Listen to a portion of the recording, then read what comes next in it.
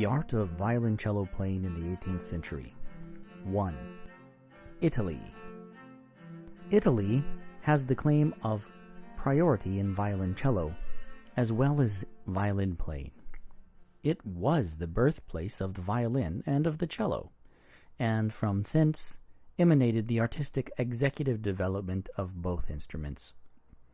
The first famous Italian cellist of whom we have any notice is Domenico Gabrieli, with the surname of Monghino del Violoncello, born about 1640 at Bologna, died in 1690.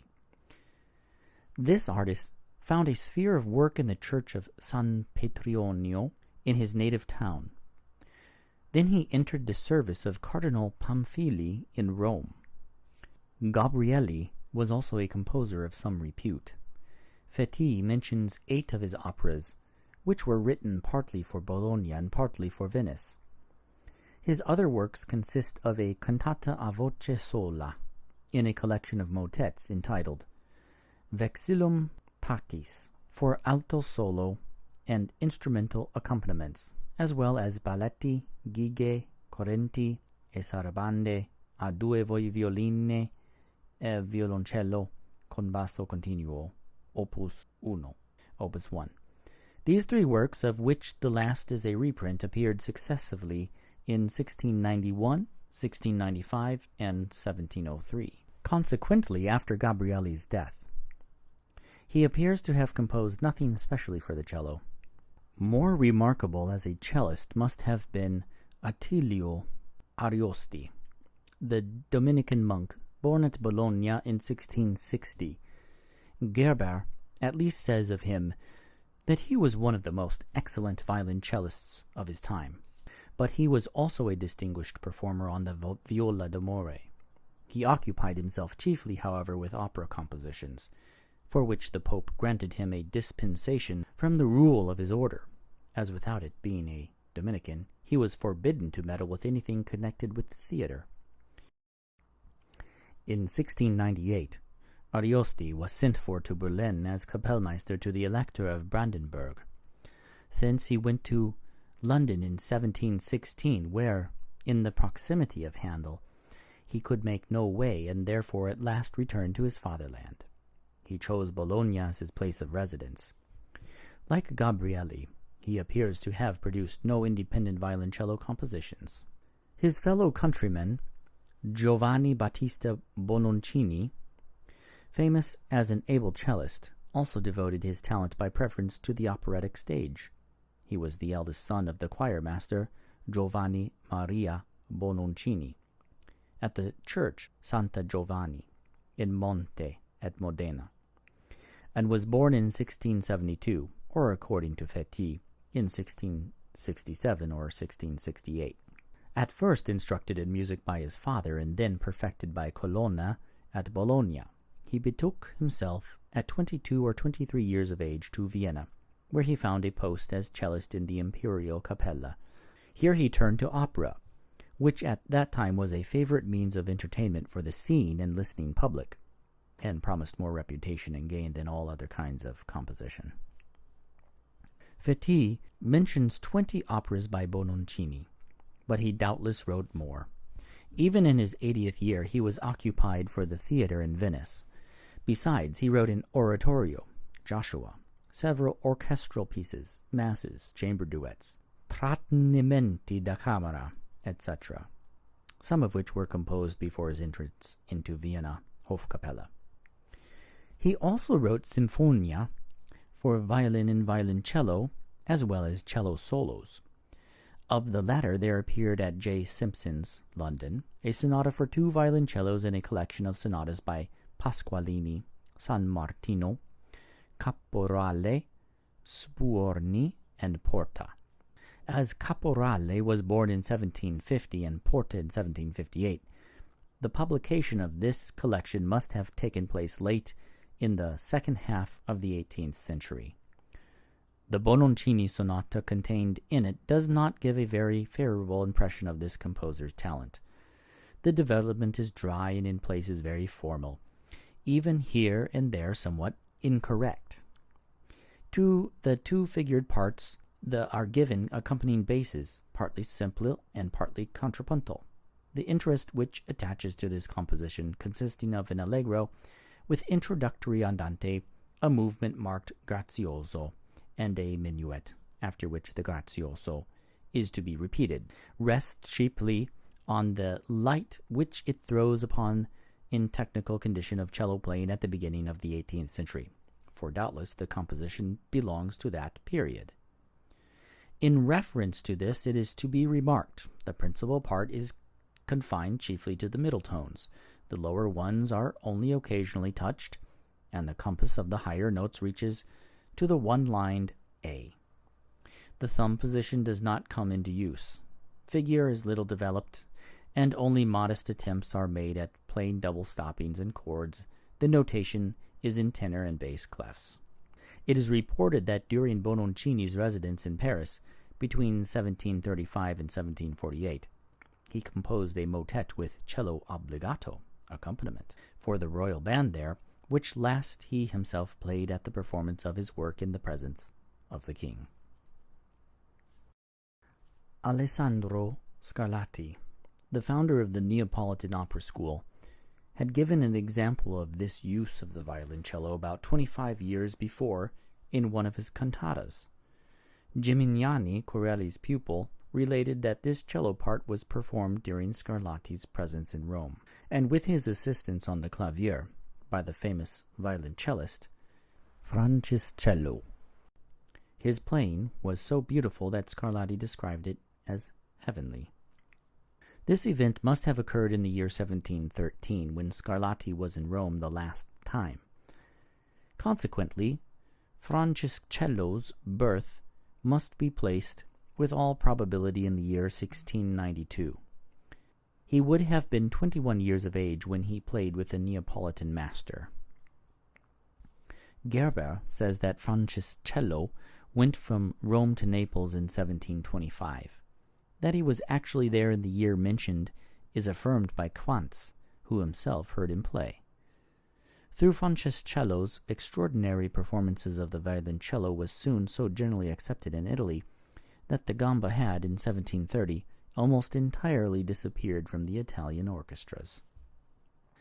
In the year 1730, Franciscello was summoned to Vienna as imperial chamber musician, a proof that his name had already penetrated beyond his country. Franz Benda, afterwards celebrated as a violinist and founder of the Berlin's violin school, heard him in the Austrian capital. Franciscello's manner of playing so impressed him that he took him from that time as his model. Franciscello remained, it appears, 10 years in Vienna. If a notice in the Musical Almanac for Germany of the year 1782 is to be credited, he had already been a member of the Imperial Court and Chamber Music Society in 1766, which is by no means beyond the bounds of possibility, though not very probable. We hold then to the assumption that he was born in 1692, so that in 1766 he would already be 74 years old. It is not known where Franciscello closed his life. Tradition only says that at an advanced age he resided in Genoa, to which the supposition was attached that the city had been his birthplace. It is stated that the elder Duport, the cello virtuoso, who was born in 1741, went from Paris to visit him there. During his long period of work at Vienna, Franciscello doubtless instructed pupils in cello playing. Who they were is, however, as little known as the question if or what he composed for his instrument. On both points, we are no better off than concerning his somewhat older compatriot, Cervetto, called Jacopo Bassevi, who was born in 1682. Until his 46th year he remained in his fatherland. Then, like so many other Italian musicians of his time, he was seized with a desire to travel, and betook himself to London. There he trafficked, at first in instruments which he had brought with him from Italy. This, however, was so little remunerative that he very soon gave it up, and joined the orchestra of Drury Lane Theatre. According to Berni's judgment, Cervetto was, for his time, a very clever violoncellist, who knew how to manipulate the fingerboard with much dexterity. But his tone must have been rough and harsh. Of his eccentricity, the following anecdote is an illustration.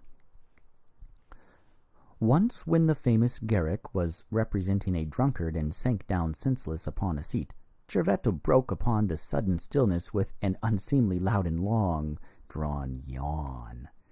Garrick immediately got up, severely censuring such behavior, upon which Cervetto, pacifying him, answered, "I beg your pardon.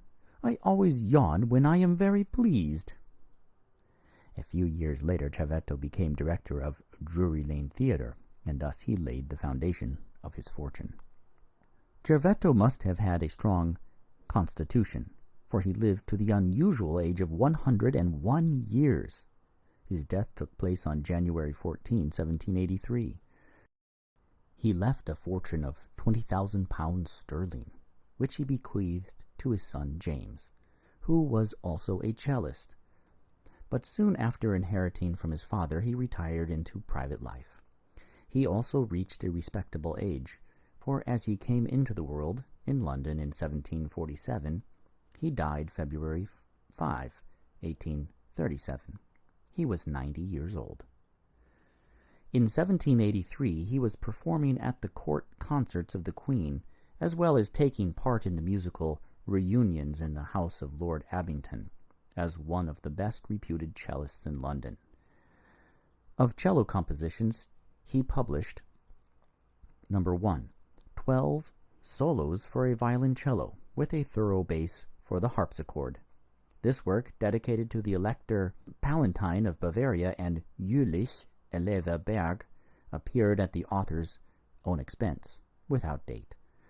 Number 2, 6 solos for a violoncello, with a thorough bass for the harpsichord. Opera Terza, London. Number 3, 12 sonatinas for a violoncello and a bass, Opus 4, London.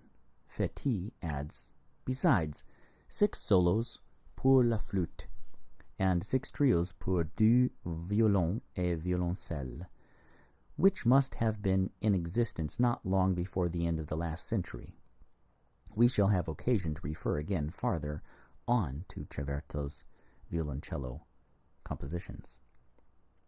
Taking up again the chronological thread after Cervetto the Elder, the cellist Battistin, whose real name was Johannes Baptist Struck, must be mentioned.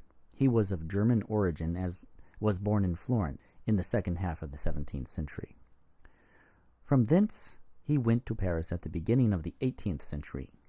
He there entered the band of the Duke of Orleans and the opera orchestra, in which he, conjointly with the brothers Abbé, properly Philippe Pierre and Pierre de Saint-Sévin, played the cello parts.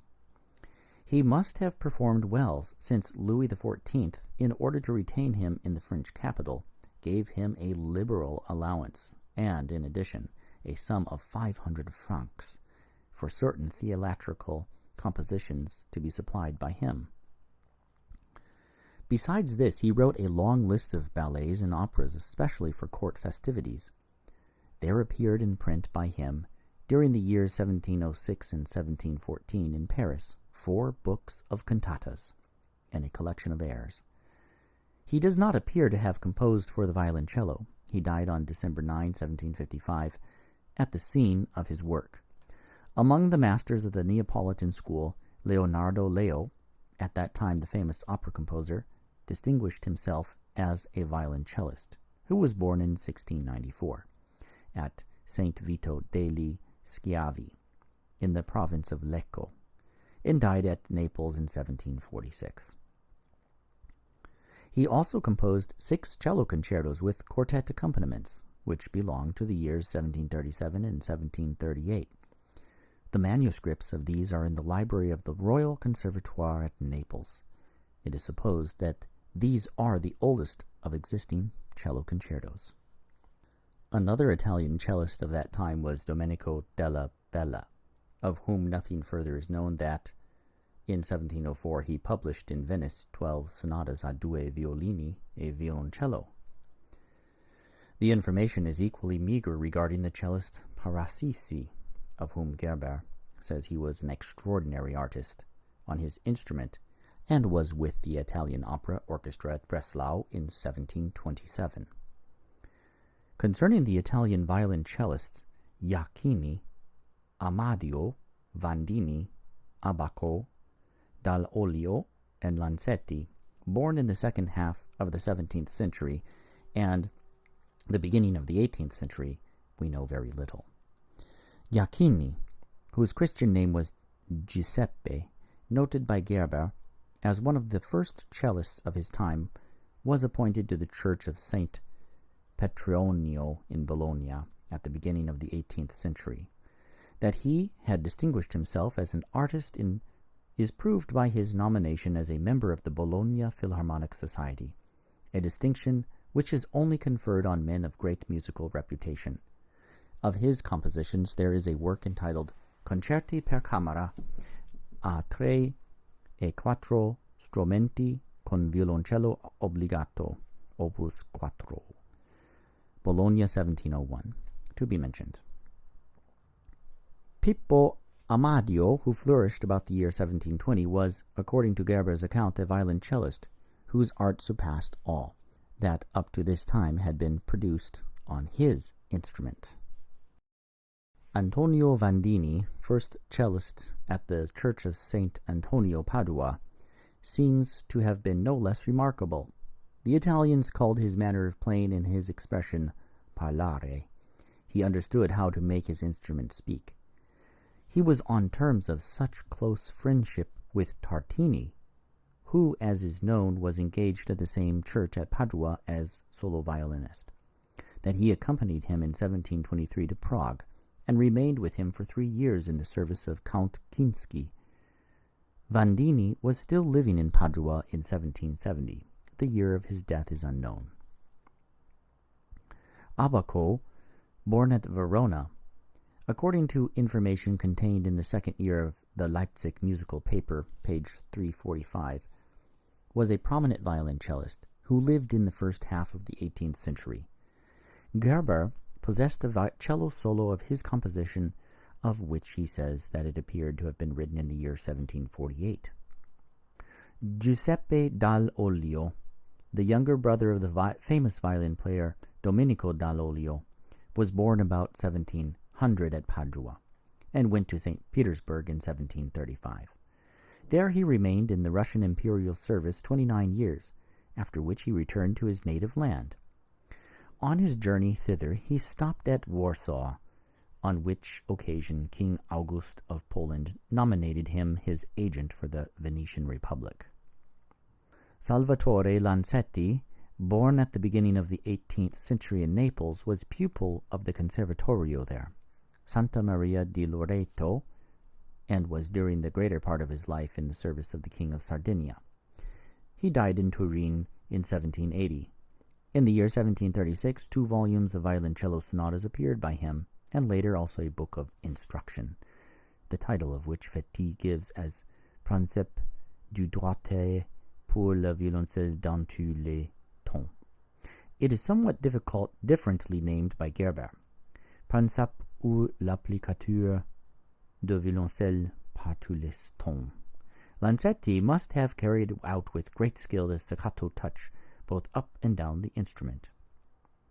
We are somewhat better informed regarding the violoncellist Caporale.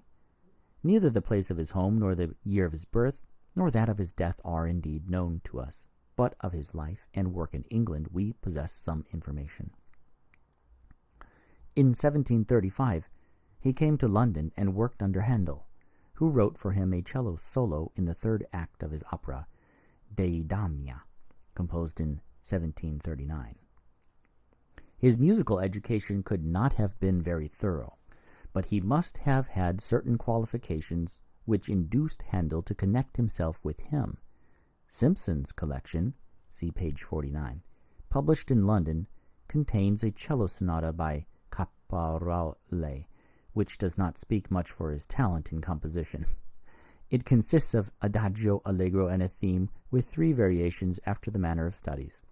As a player, Caporale was remarkable for his tone, but as regards finish, he could not rival either the elder Cervetto or Pasqualini. This last-named artist, by whom a sonata scarcely rising above the level of Caporale was contained in the volume already mentioned as appearing at Simpson's, was performing in London in 1745, as a concertist of great repute. Further information regarding him does not exist. Greater consideration must be yielded to Carlo Ferrari, brother of the violinist Domenico Ferrari, so often referred to in the previous century. On account of an injured foot he was called the Lame. Born in Piacenza about 1730, he betook himself to Paris in 1758 and appeared with great success in the Concert Spirituel. In 1765 he accepted an engagement offered to him by the Count of Parma. He remained in this position until his death, which took place in 1789. It is reported of Ferrari that he was the first Italian cellist who made use of the thumb position.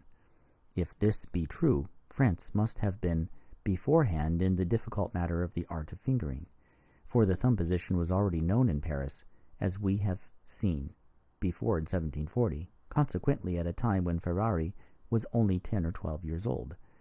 But if it be acknowledged that violoncello playing was contemplated much earlier in Italy than in France, and had already advanced beyond the elemental stage before it had found representatives among the French, we must be inclined to concede to the Italians the discovery of the thumb position, and indeed the predecessors of Ferrari.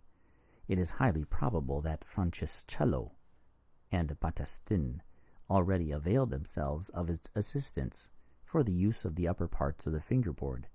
The trick must have been brought into France by the last-named artist, who, as we know, settled in Paris at the beginning of the 18th century.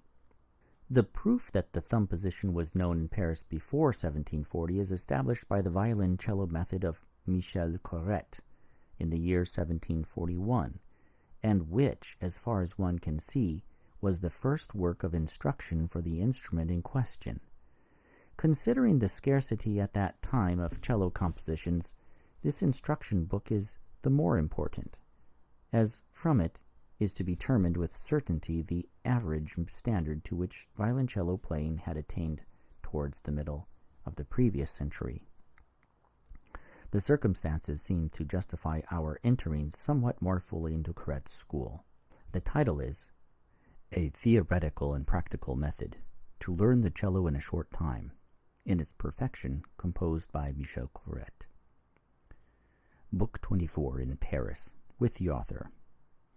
Madame Boivin and Seigneur Leclerc in Lyon at Monsieur de Breton's, with privilege of royalty, 1741.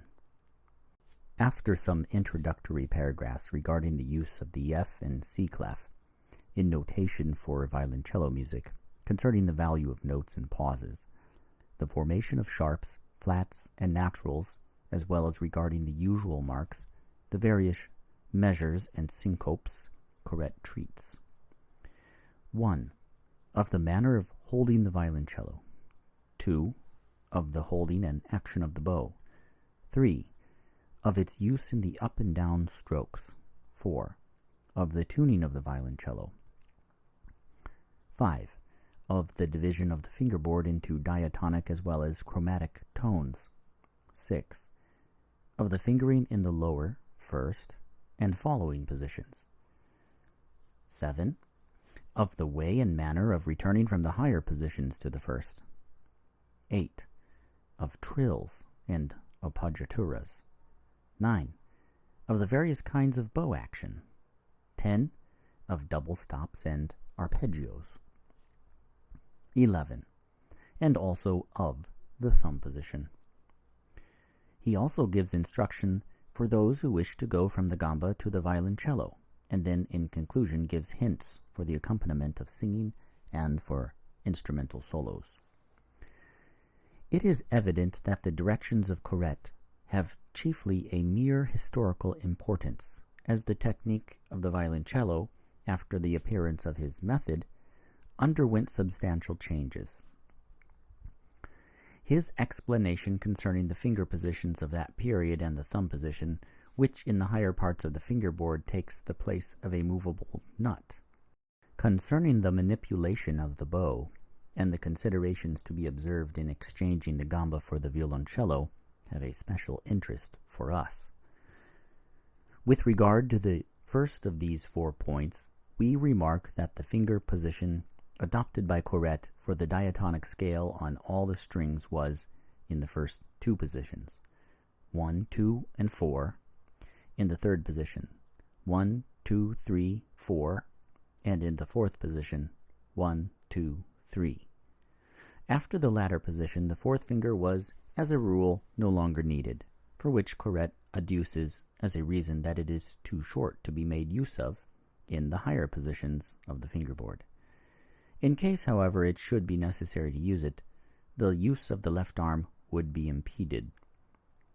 In exceptional cases, says Corrette in another part of his school, the fourth finger could be used in the fourth position, without altering the thumb position, for the B flat and B on the A string, for the E flat and the D on the D string, and for A flat and on the G string, and for D flat on the C string.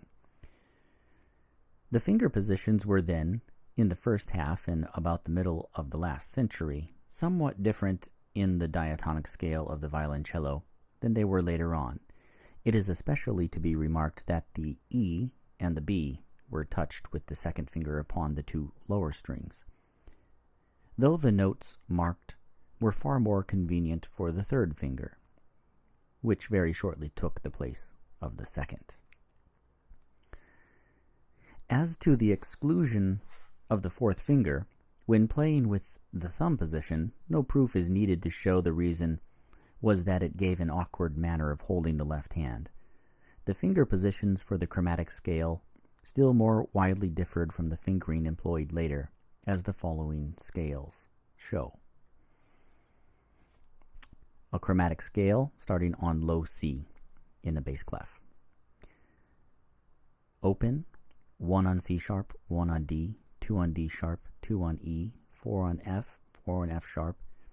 Open G, 1 on G sharp, 1 on A, and so on and so forth, until we get to the A string in tenor clef, starting on the E above the A string.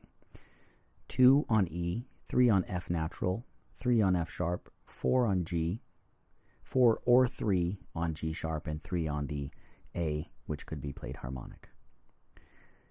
It has very nearly happened that as early as the 17th century, when a stringed instrument was so much desired as a standard one for the violoncello, that the violin mode of fingering was adopted for the former, which, according to the foregoing remarks, really was the case, with the exception of the use of the third finger. It had, however, been overlooked that the cello, on account of its much larger dimensions, demanded an entirely different method of fingering. The regulation of this important point, which offered peculiar difficulties, occupied cellists up to the beginning of our century. In some measure, the fingering which Corrette teaches for descending intervals of a second from the higher to the lower tones is unavoidable. He gives the 2 following examples, both in tenor clef. Starting on the G of the A string, 3 on G, 2 on F, 1 on E, 1 on D, 3 on F, 2 on E, 2 on D, 1 on C, 4 on E, 2 on D, 2 on C, 1 on B. And example number 2. Starting again on the G above the open A string. 3 on G, 2 on F, 2 on E, 1 on D, 3 on F, 2 on E, 2 on D, 1 on C, 4 on E, 2 on D, 2 on C, 1 on B. He gave the preference to the second example. the almost total exclusion of the fourth finger caused a very great restriction in playing with the thumb position. But when Corrette wrote his work, this limitation would hardly have been felt, as the higher parts of the fingerboard were little and only in exceptional cases used by cello players and composers. Corrette mentions, as the highest note, the one-lined B. Caporale and Pasqualini did not go beyond this note in their sonatas, already mentioned, excepting in one instance when Caporale uses the two-lined C.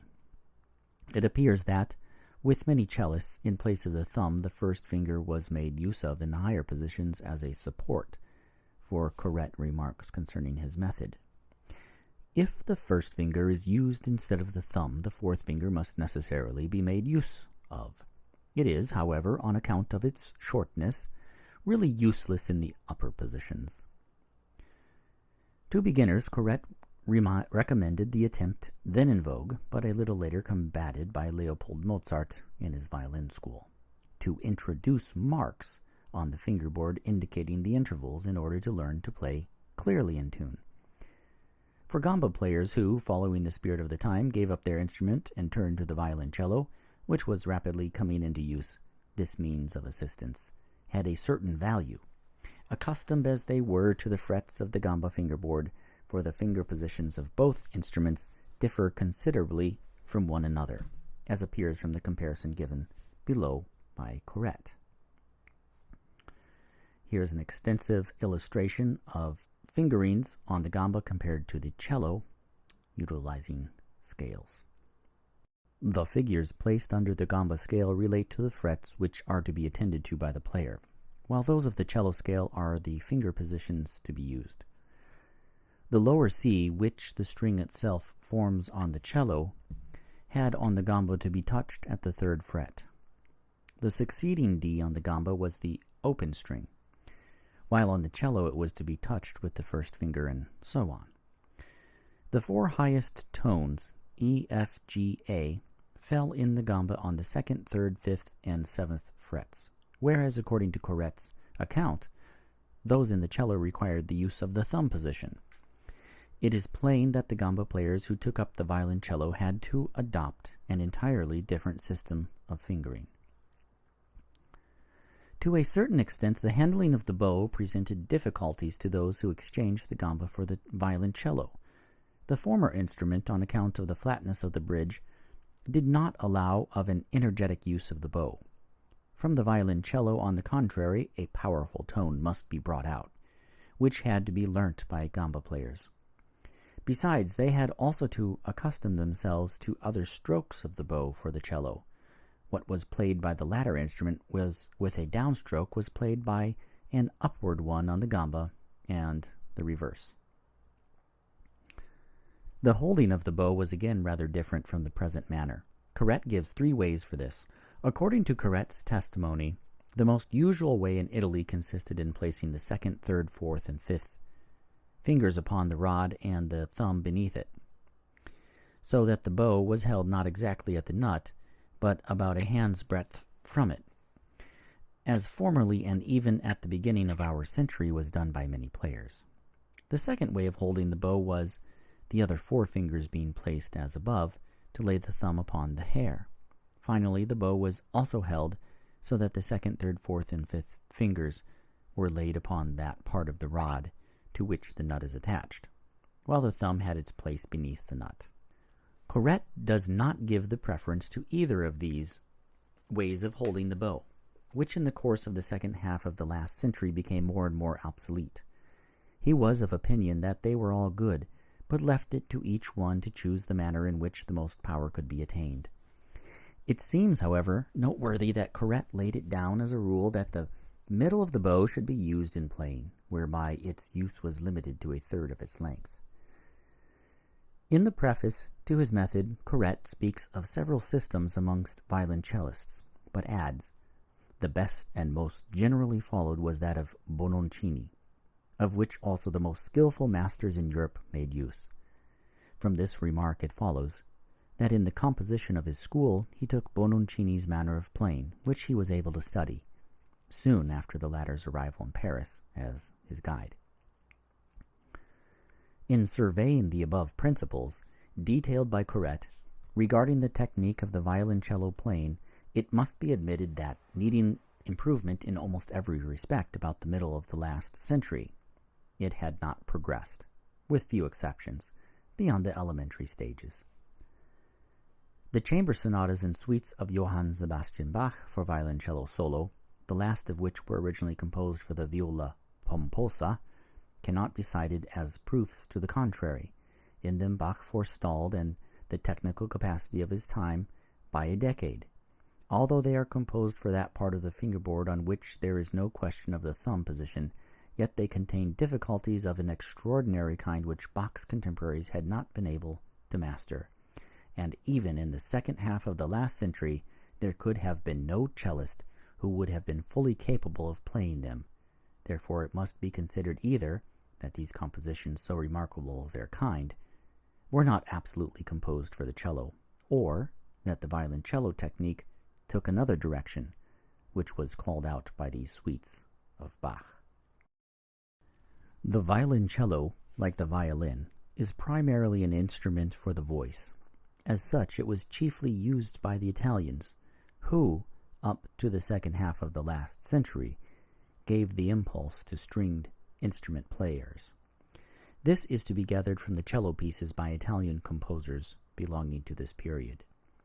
As instances, next to the sonatas already mentioned, two musical pieces of the same kind may be cited by San Martini,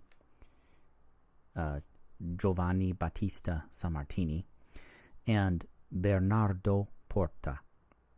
Neither of these composers were violoncellists. Their sonatas are, however, adapted to the nature of the instrument for which they were composed. As compositions, they are indeed of little importance, and as regards the technique, they do not rise above the measure of the modest demands which were then required.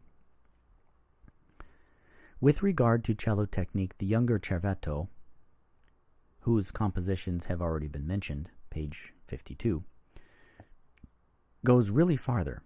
In them there is a greater variety in the manner of playing, in the use of double stops, and different passages derived from the scale and the chord.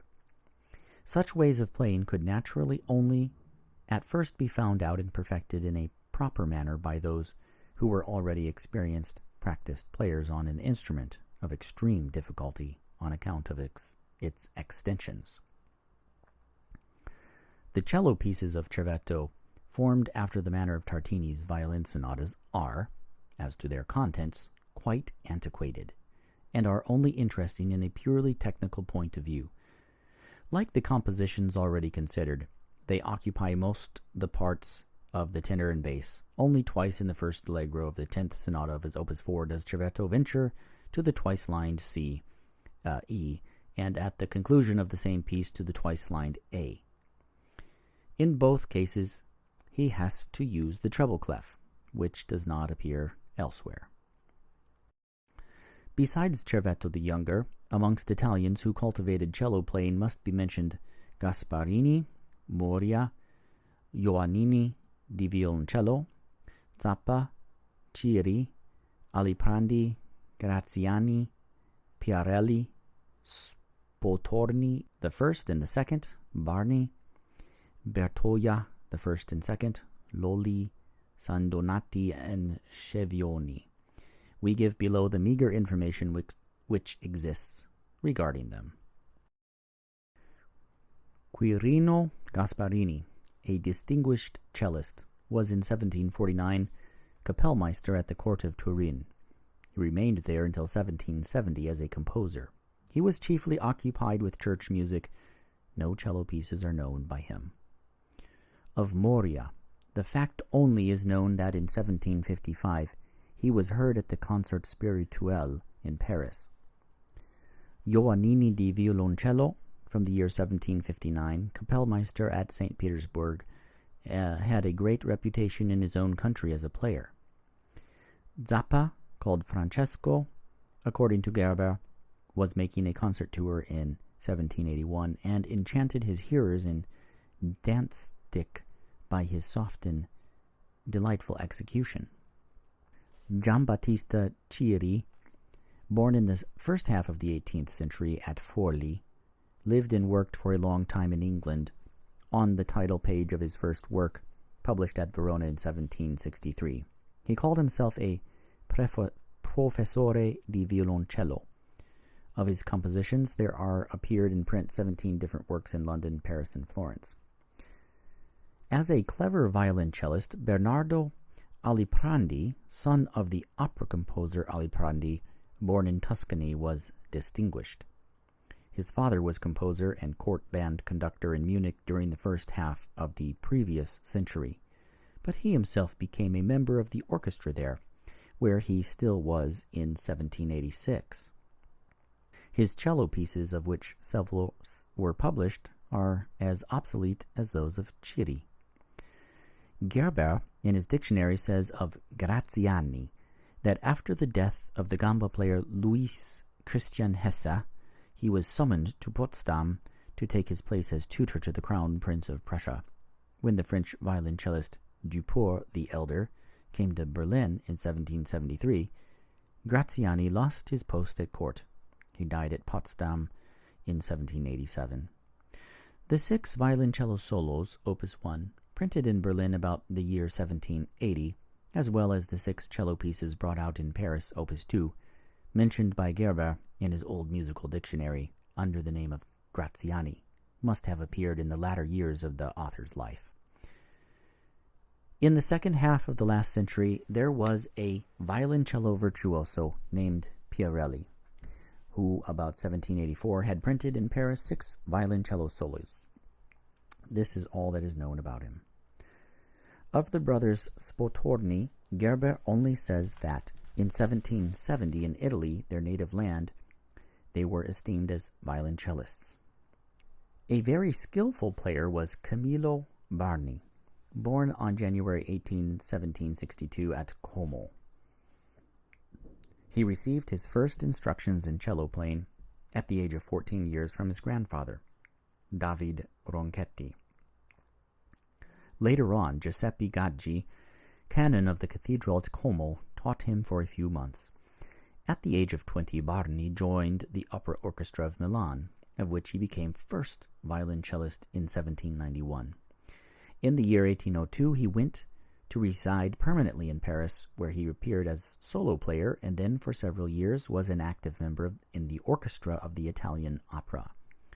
Between 1804 and 1809, he published several duets for his own instrument and the violin. He also wrote a cello concerto. Concerning the brothers Bertoia, Gerber only says that both were employed in Venice about 1800 as virtuosi on the violoncello and were reputed in Italy the first masters of their instrument. Filippo Lolli, son of the violin virtuoso Antonio Lolli, was born at Stuttgart in 1773. Practiced the cello from early youth, and at 18 years of age made a concert tour, which led him to Berlin. Here he was heard by the king, who was so pleased with his performance that he recognized it by an honorarium of 100 louis d'or. Lolli then went to Copenhagen, and in the year 1804 played at concerts in Vienna. There is no more information about him extant. Of San Donati, Gerber says that he lived in Verona in 1800 and was one of the most renowned violoncellists of those times. Gerber announces the same of the Mantuan Schiavoni, who worked about the same time apparently in Verona. While all these men were endeavoring to make an advance in violoncello playing, and especially in violoncello compositions, the Italian nation possessed in Boccherini an artist who surpassed in every direction his countrymen. Luigi Boccherini. Luigi Boccherini, the son of a contrabasso player, was born on February 19, 1743 at Lucca.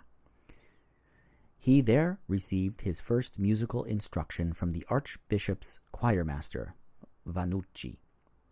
Besides the cultivation of theory, he devoted himself with peculiar zeal to cello playing, of which he was to prove a master.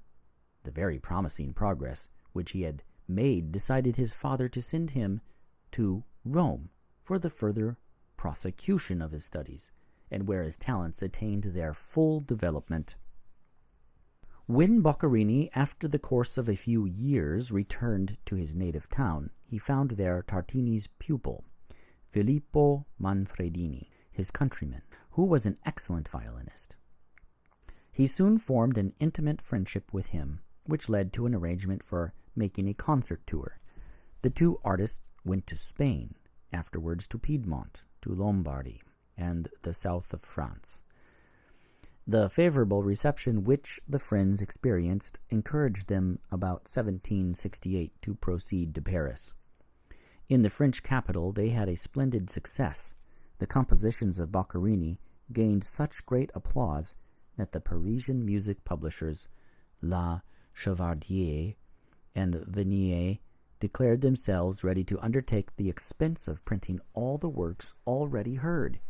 Notwithstanding, he received very little for his compositions, and later on he was not more fortunate. At the persuasion of the Spanish ambassador in Paris, the artists proceeded, at the end of 1768, or the beginning of the next year, to Madrid. Here Boccherini roused the special interest of the Infanta Don Luis, who named him as his compositore e virtuoso di camera. When this prince died on August 7, 1785, Boccherini became court kapellmeister of King Charles III of Spain, a post which he also filled under the succeeding king, Charles IV. He received a still further recognition from the king Frederick William II of Prussia, who designated him his chamber composer when he, in the year 1787, dedicated a work to this art-loving monarch, who conferred on him a considerable honorarium. From that time Boccherini dedicated to him everything that he composed. We may conclude that he was adequately remunerated, for when the king died in November 1797 and the allowance ceased, Boccherini fell into difficulties, his compositions being badly paid by the publishers. At the same time, he seems to have lost his place as kapellmeister to the King of Spain. However it was, he spent the last years of his life with his family in great need, from which death only released him on May 28, 1805. Having in view the great quantity of his compositions, Boccherini must be distinguished as an extremely prolific composer. There are in existence 400 instrumental works by him. They consist of 20 symphonies, 125 string quintets. Amongst them are 113 for two cellos, of which the first cello is more or less in obbligato, 91 string quartets, and numberless trios, septets, quintets with flute or oboe, violin sonatas, as well as several vocal compositions for the church, etc. Very little has proved capable of surviving, and this little only awakens a limited interest. The cause of it seems to be in a certain simplicity which underlies all Boccherini's music. With great cleverness of form, added to an apt and easy flow, it is certainly not wanting in originality, which has even a humorous tendency, but the manner of expression is characterized by a certain formality which gives to Boccherini's music an antiquated air. His ideas are wanting in power of thought and depth of feeling. They rarely rise above the pleasing and agreeable. At the beginning of the century, the chamber compositions of Boccherini had an extraordinarily popularity, especially amongst the dilettanti. From that time, however, they have been little played, at least in Germany. The interest in them was maintained much longer in France, where they were unusually prized, according to Fetti's Biographie universelle des musiciens. There also they have been for some time laid on one side. Boccherini composed 6 concerti specially for the violoncello. There are also extant several cello sonatas with bass by him. It is surprising that there is no mention made of them in the list of Boccherini compositions by Fetti. 6 of these sonatas have been republished, on the one hand by Friedrich Grützmacher and on the other by Alfred Piatti, with piano accompaniment. The violoncello concerti of Boccherini, on the contrary, have fallen almost entirely into oblivion. They are only so far interesting in that by them is shown to what degree of technique cello playing was developed by this master.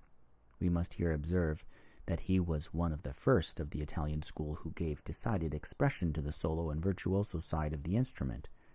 He not only made possible for cello music the higher and highest parts of the thumb position, with the exception of the complicated harmonics first discovered and made available after his time, but he also considerably extended beyond his predecessors the playing of double stops as well as the execution of passages. If in form they were somewhat superficially elaborate and worked out after the manner of studies, yet instructive material for practice of an extent and variety hitherto unknown was provided for cellists. For Italy, it was a sensible loss that Boccherini spent the greater part of his life abroad. His native land was in consequence deprived of the advantage, which the personal influence and example of his strikingly artistic proficiency might have gained. If he had remained there, he would, doubtless, have been to his countrymen as regards cello playing what Corelli and Tartini were to Italian violin playing. But under the prevailing conditions, Italy lacked a recognized musician who might have been the means of further successfully developing that branch of art. Moreover, the decided preference of the Italians for opera from the end of the last century, which prevailed to the cost of all other musical efforts, checked for a time further impulse to or demand for the cultivation of stringed instrument playing, which until then had been so successfully pursued on the Apennine Peninsula. What, however, Italy's sons attained in the art of violoncello playing was not lost, but was further perfected by German and French masters, concerning which the following sections will give the necessary explanation.